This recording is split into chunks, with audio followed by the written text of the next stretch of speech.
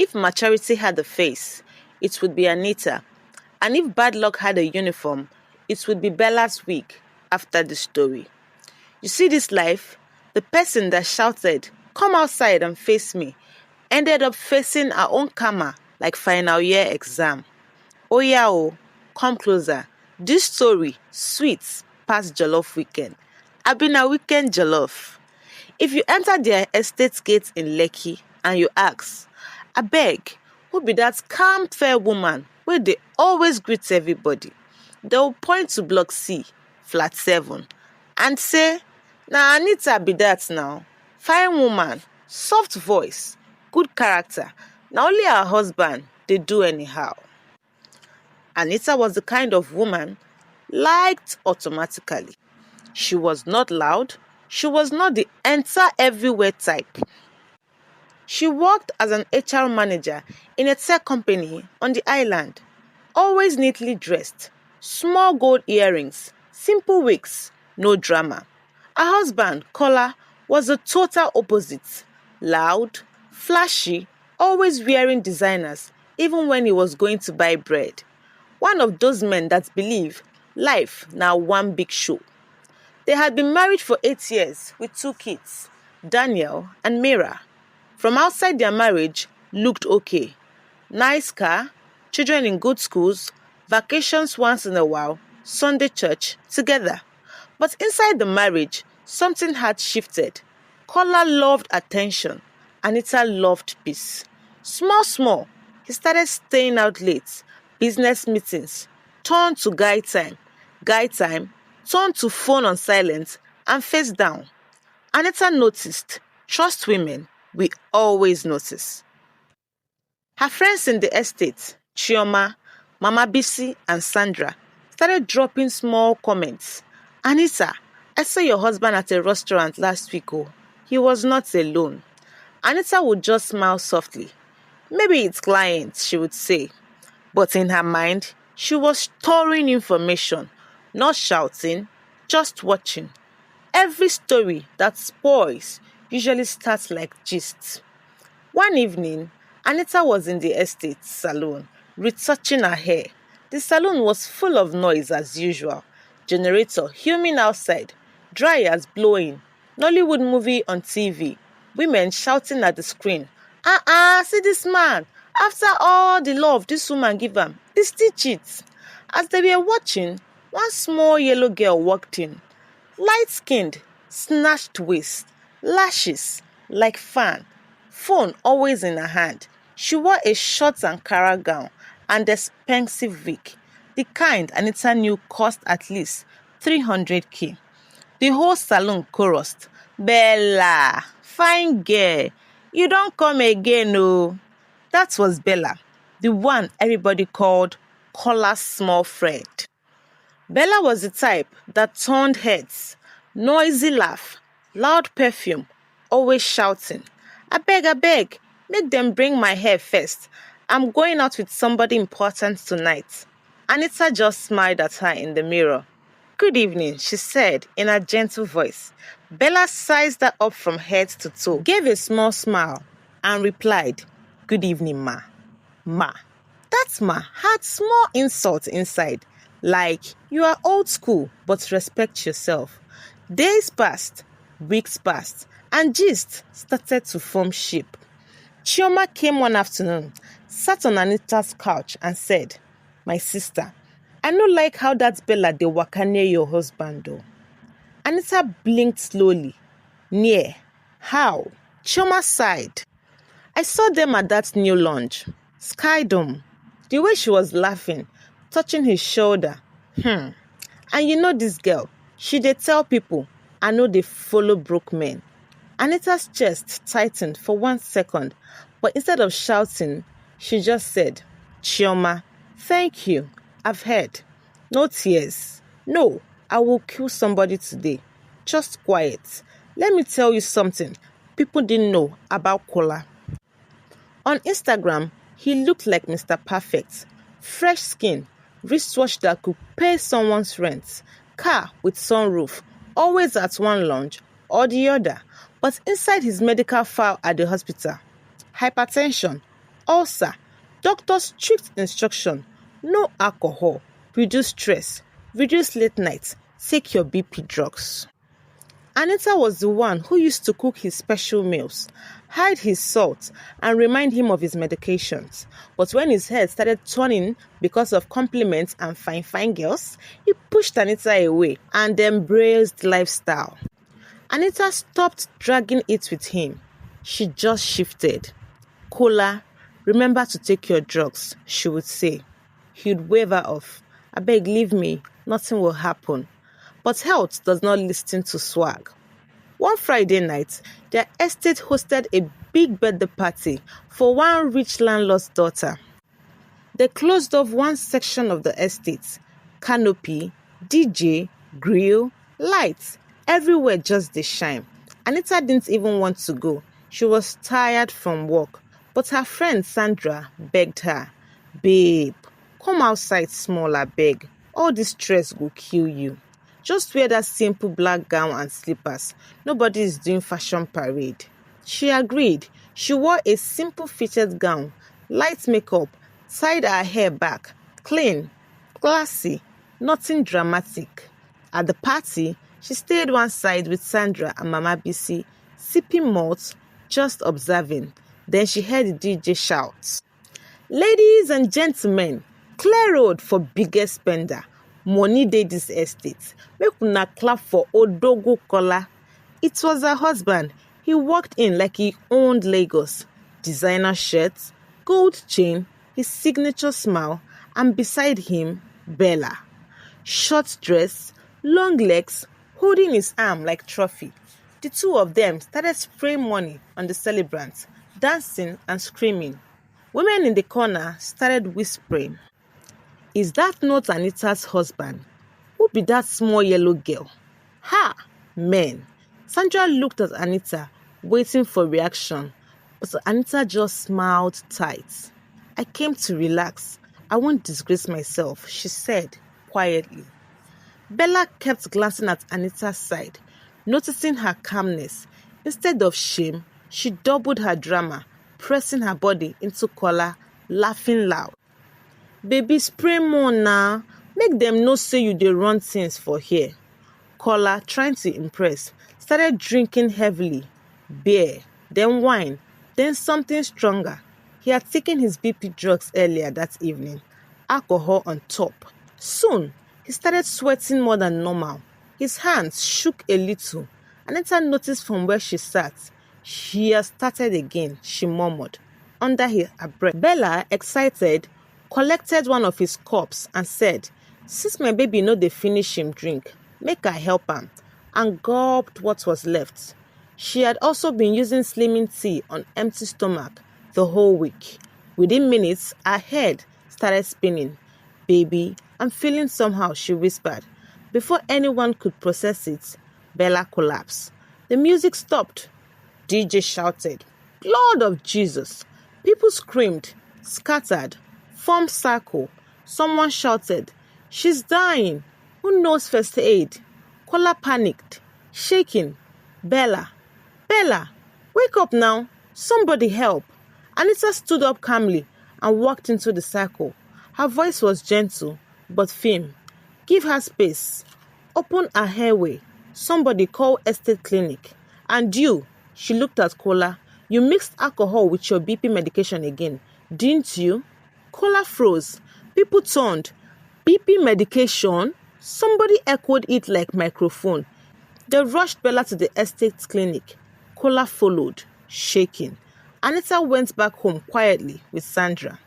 On WhatsApp, by midnight, estate's group chat was hot. So that small girl wey dey waka with Anita husband no even know say the man gets BP. Now wow, men will package sickness, join money. Bella's perfect sponsor had just been exposed as a sick, careless man to the whole estate. Anita, she didn't say anything online. She just lay on her bed, staring at the ceiling, whispering, God, fight for me the way you understand. Bella became more bitter. Anytime she saw Anita in the estate, she would roll her eyes and whisper to her friend, "Na this woman cause am. She just wants to look like sense. Old cargo. Bella's hatred for Anita multiplied. She forgot that she entered the matter by herself, forgot who was the wife. In her mind, Anita was the problem. Meanwhile, Kola's business was suffering. The big contract he expected was delayed. Investors were pulling back. What he failed to realize was simple. Anita and her quiet wisdom had been his secret backbone. She used to help him edit proposals, tidy up emails, advise him on which deals were bad, call contacts on his behalf. When she saw his lifestyle was changing and he was disgracing her publicly, she didn't shout. She just stopped helping. If he asked, "Babe, please help me check this document for me now," she would smile and say, "I'm very tired. Maybe tomorrow." Tomorrow never came. Little by little, he started signing bad deals. Money began to leak from cracks. Bella noticed, "Baby, what's happening now? You don't send me money like before again." Kola snapped. "Do I look like ATM to you?" It shocked her. The same man that used to spray money anyhow now counted 10K twice. One evening, Anita was coming back from work when the estate security guard greeted her. "Madam, good evening. You too dey try you. God bless you." She smiled. "Amen.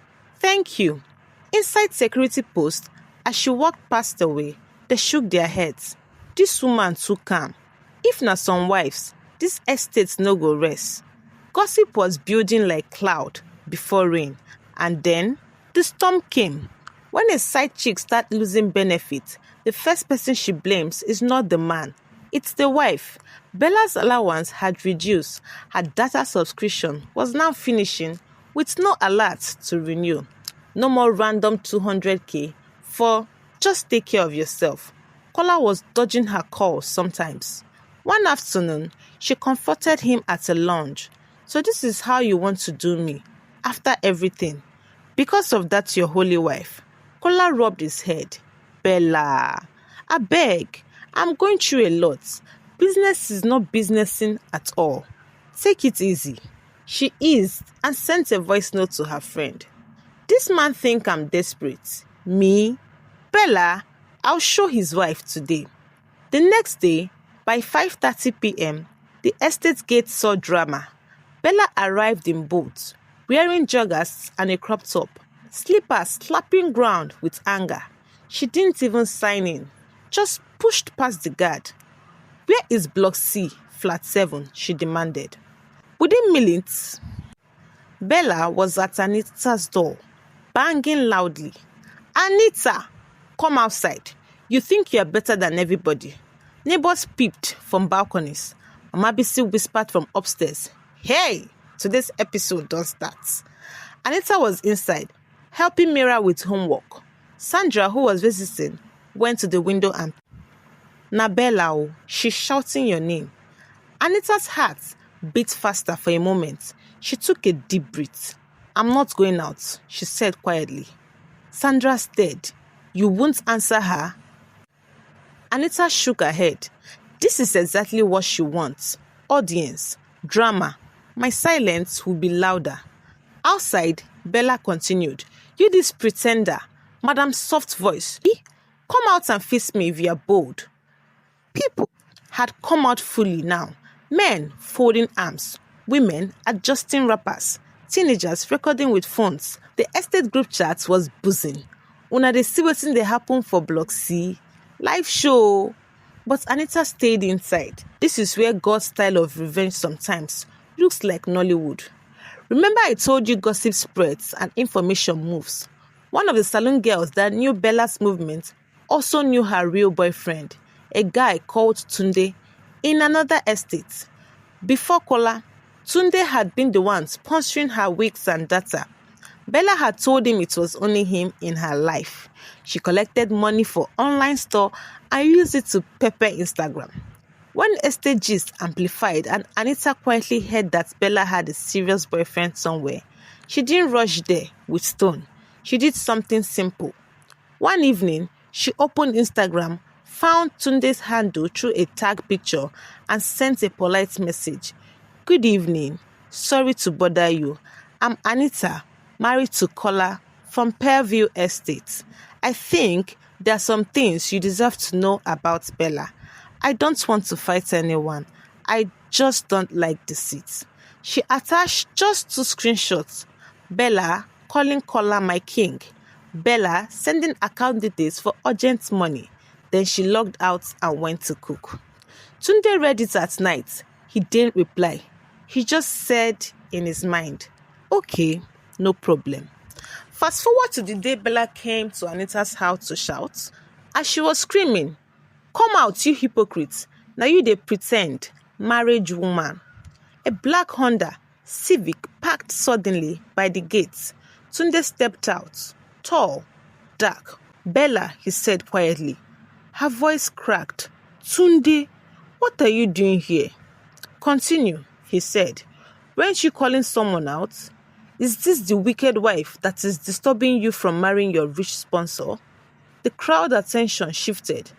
Anita, inside her room, froze when she heard the new deep male voice. Sandra peeped again. New actor has entered though. Bella stammered. Tunde, it's not what you think.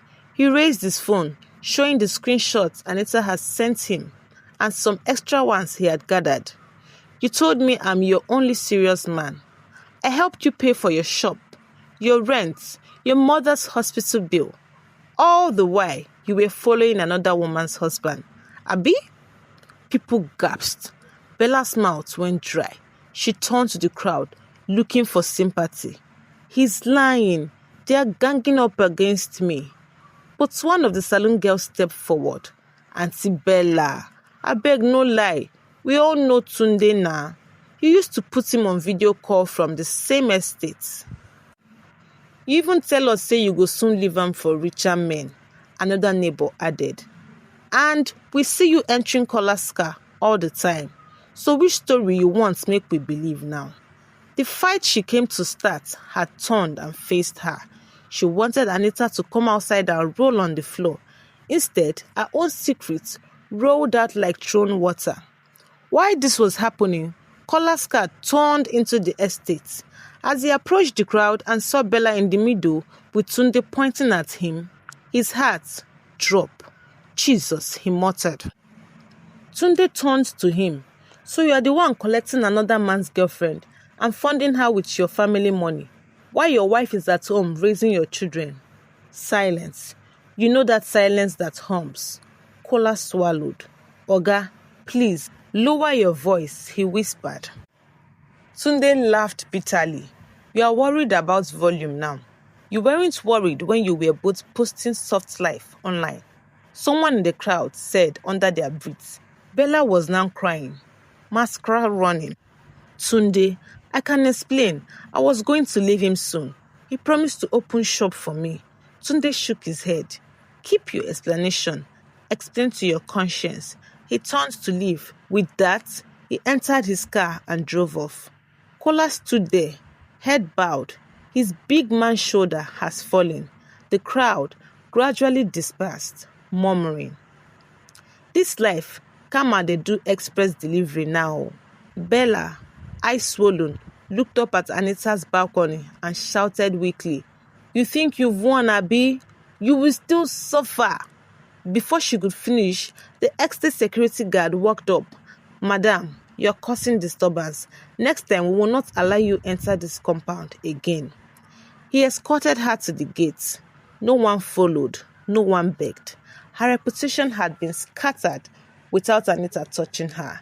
Later that night, Kola entered the house quietly. Anita was sitting at the dining table with a cup of tea. She didn't look like a woman who just watched life disgrace her enemies. She looked tired. He stood at the door, not sure what to say. Anita, she didn't answer immediately. After a long pause, she said, The children are sleeping. Your food is on the warmer. Your BP drugs are by the fridge. Don't mix them with alcohol again. That line cut deeper than insult. He moved closer. I'm sorry for everything, for embarrassing you, for hurting you, for... She raised her hand gently. Kola, I'm too exhausted to fight, and I'm too wise to pretend. You didn't just cheat with your body. You cheated with our peace, our reputation, our children's future. You turned me into gist. Tears filled his eyes. Please, Anita, don't leave me. She sighed. I'm not making decisions tonight. I need time, counseling, space, healing. You also need help because this thing you are chasing outside, it's emptiness. He nodded slowly. I'll go for counseling. I'll talk to pastor. I'll do anything. She looked at him properly for the first time in months. Start with telling the truth to yourself, to God, to me. In the days that followed, Bella disappeared from the estate. Tunde blocked her on all platforms. Church people stopped hyping her soft life pictures. She tried to come back once to see Kola, but security told her, Madam, Oga Kola said nobody should allow you enter again. Gist died gradually, like old trend. She didn't pretend everything was back to normal. Trust, once broken, needs slow repairs. So Kola, humbled, began to rebuild what he had ruined. He reduced his nightlife, focused on stable contracts, started going for medical checkups seriously, and most importantly, stopped performing for people. Whether their marriage fully healed or eventually separated peacefully is another story for another day. But one thing remained clear. The soft-spoken wife did not drag, did not fight on the streets. She just moved like quiet water, and life itself fought for her. My darling viewers, listen well. My legends in the making. If you watch this story till this point, come closer, let me talk to you. Nowadays, people see gentle women as weak. They see softness as stupidity. They think noise is power.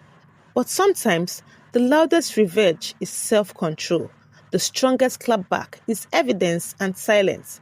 Not every battle needs you to tear weak, to fight in public, disgrace your children's name, trend for the wrong reason online. Don't be someone's side attraction in another woman's tragedy. Thank you so much for listening to this story. If you or anyone you know has experienced something like this, share your own story in the comment section. You might just see help. I am still your favorite storyteller, Nwaoma. If you haven't subscribed yet, please click the subscribe button, like this video, and turn on the notification bell so you don't miss any of our emotional real-life stories. Till we meet again, take care of your hearts and your sense. Bye for now.